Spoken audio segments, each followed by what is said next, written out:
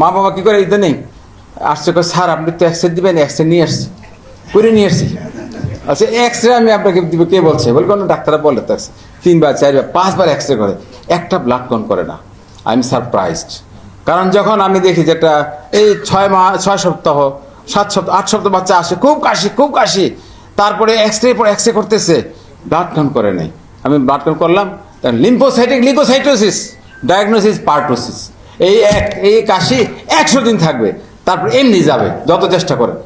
কাজে একটা blood count খুবই ইম্পর্টেন্ট। নিউট্রোফিলিক লিউকোসাইটোসিস ইম্পর্টেন্ট, তো লিম্ফোসাইটিক লিউকোসাইটোসিস ইম্পর্টেন্ট। কাজে সিআরপি যদি লিউকোসাইট যদি পার্টোসিস হয়, সিআরপি রেজড হয় না, ইএসআর বাড়ে না।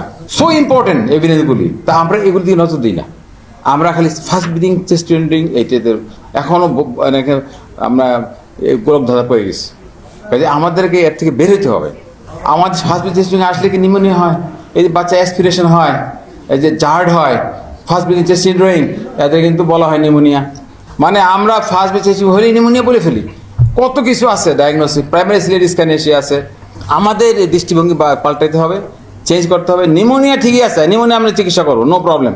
নিউমোনিয়া 1 নম্বর এখনও বাংলাদেশে ঠিকই আছে, কিন্তু আমাদের নিউমোনিয়া বলতে হবে, আর বাকি যেগুলি আছে এগুলিকে আমাদেরকে অ্যাড্রেস করতে হবে আমার মনে হয়।